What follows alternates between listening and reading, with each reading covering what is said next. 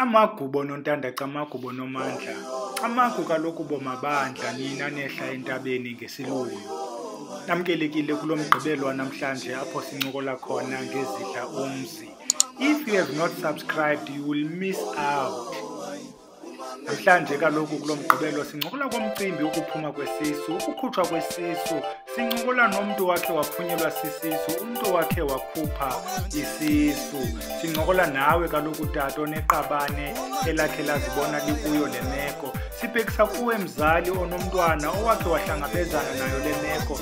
Sithetha nawe kaloku wena onyanga ngesintu. Mhlawumbi ukhe wadibana nabantu abanayo le ngxaki bezofuna uncedo apha kuwe. Masingayibalekini kaloku ukubana zikhona izizathu ezenza ukuba abantu basikhuphe isisu. There will be medical reasons apho ke kufumaniseke ukubana lo mama engangalikhuphe lusana engabhubha yena mama.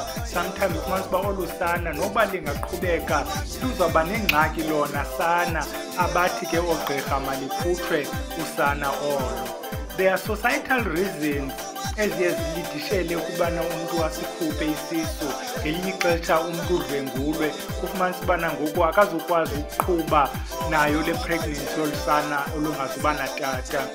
There will be family-based reasons. Ufumanise kubana umntwana ukhulelwe, apha ekukhulelweni abe ekhuliswe yenye yezizalwane adibana amakhaya kodwa hayi linyala lento masikhutshwe eso sisu. Sometimes umntana ukhulelwe kuthiwe ngomama hey uzawubulawa ngutata yakhe lo mntana ubusemncinci for ukukhulelwa utata ukhohlakele badibana nozala kuthiwa esi sisu masikhutshwe. There will be economic reasons. Ufumanisa uba lo mntu ukuba ingaqhubeka naso esi sisu ade ayobeleka imeko yakhe inkenenkene ngalo mzuzu akazukwazi ukumelana nokukhulisa usana kuthiwa olusana malukhutshwe. There will also be religious reasons. Ixhaphakile ke apha entsindisweni ufumanisa uba abazalwane kulaa courtship yabo kude kwatakusana.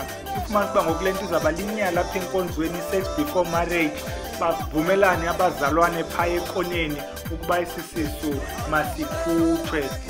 We will quickly mention into yokubana sometimes isisu asiphumi kuba usikhuphile. Sometimes uye ubone sesiphumile ubone ngezizathu ukubana hayi ithe kanti bendikhulelwe. Xa uthi uyaqolasela izinto zakho ngumuntu ongumama ufumanisa isisu siziphumele.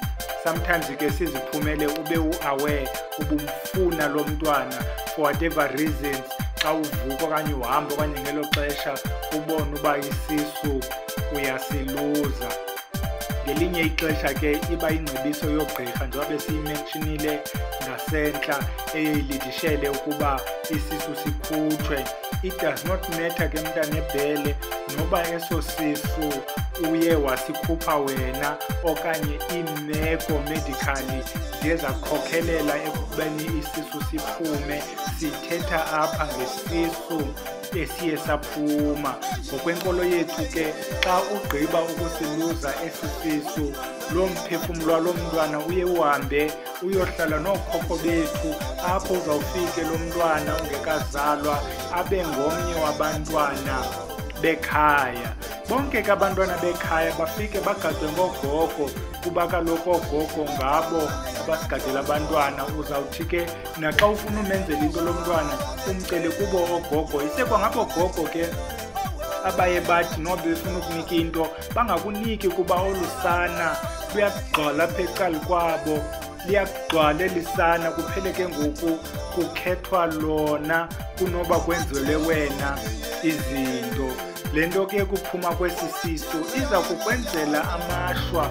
Uzawuthi ngoku esi sisu wawusikhuphe at the age of 14 ngokuya wawusemncinci kuloo peer pressure wakhupha isisu ikulandele le nto ude uyoba ngumendi ude ngenye ixesha ikusokolise nalapho ekufumaneni abantwana.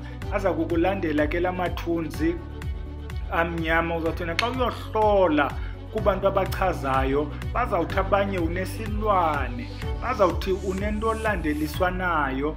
Omnye uzawude ngelinye ixesha ayithi igama lento ayisuse ekhaya athi unento osuka nayo ekhaya.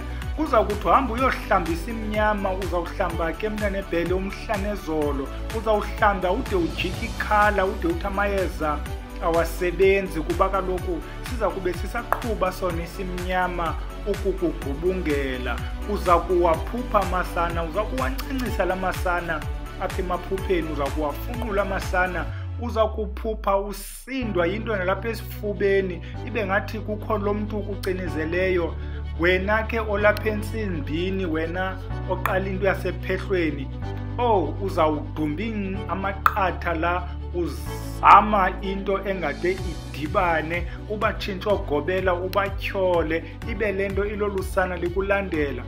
Uzawuthi ke wena sele unayo loo degree, uhlunyuka ufuna umsebenzi, uthi noba uyawufumana ubopha amaxonya, kubonakale nje ukuba izinto zakho azihambi kakuhle.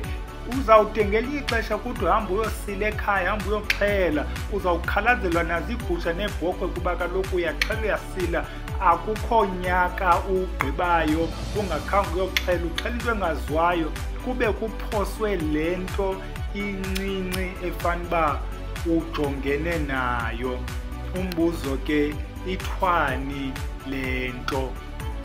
Sizayichaza ke into yokubana sukumamela thina bathethayo kula maqonga sithetha kuwo.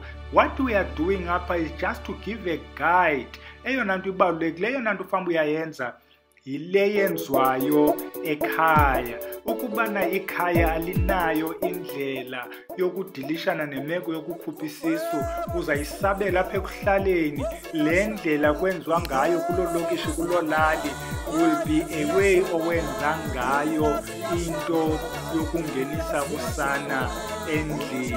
Ukubana ke akukho ndlela uyaziyo, you'll take le guide uyimodifye ukwenzela ukuba ikwazi ukumelana nale yakowenu imeko. Zintathu ke indlela ezixhaphakileyo ekuye kudilishwane nazo nale nto yolusana olwaphumayo. Eyokuqala yile yenziwayo phayana ekhaya, yile ehlanganisa ikhaya. Umntu lo ophunyelwe sisisu achaze ukuba ndaphunyelwa sisisu, anika izizathu uba kwakutheni, kuhlangane ke ikhaya. Noba uwendile, ixesha elininzi ke noba wendile isenokwenzelwa apha emendweni. Ngelinye ixesha omnye akhetha uba yokwenzelwa kowabo kuba isisisu wasikhuphe seyintombi. Kuyadityanwa ke ngabantu bekhaya, kubekho into ezilungiswayo. Siyayazi ke xa kungxengxezwa, kuba kaloku lo umsebenzi wongxengxeza uzawuthatha loo process yongxengxeza, kungxengxezwa ebantwini abadala. What is important apha ekuphunywa nayo, olusana luthiywe igama, olusana luyangeniswa apha phakathi kwekhaya. Umama lo othe walahlekelwa sesisu uye ahlanjwe. Imizi emininzi ke akubikho yeza, kuba kaloku akukho simnyama santo apho kuthiwa uthakathiwe. Uyahlanjwa emva kuba kuxhelwe loo bhokhwe, kuthathwa umswane, ibe nguwo umswane uwodwa ahlanjwa ngawo.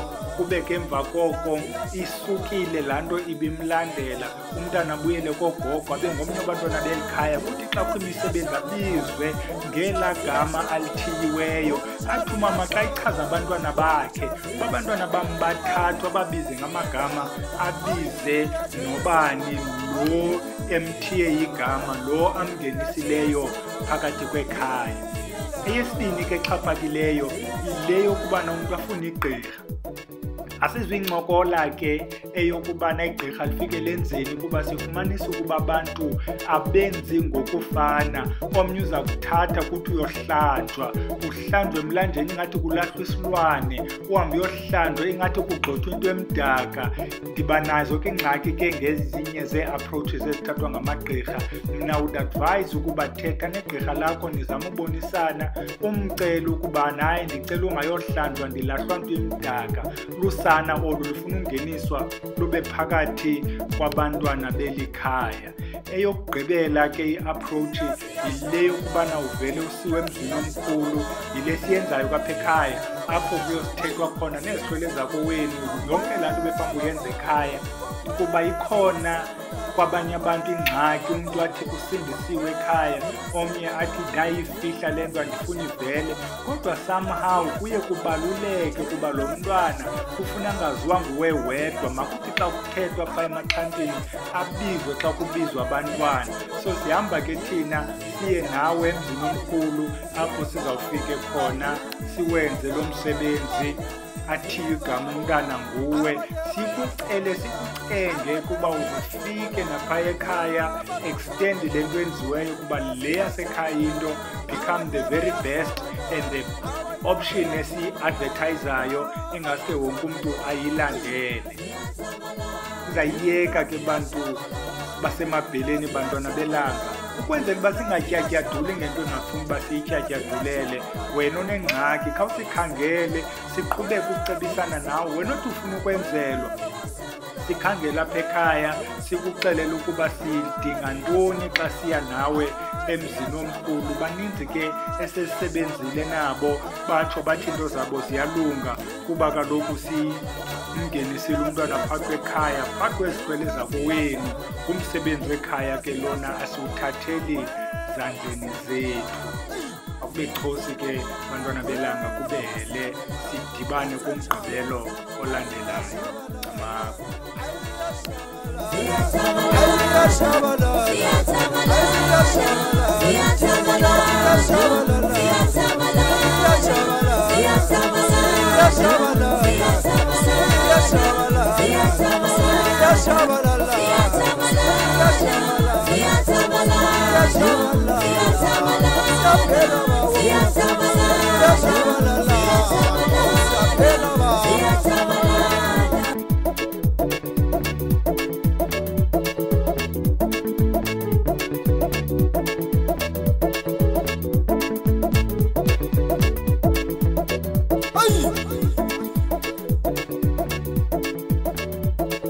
Con cueva, con cueva,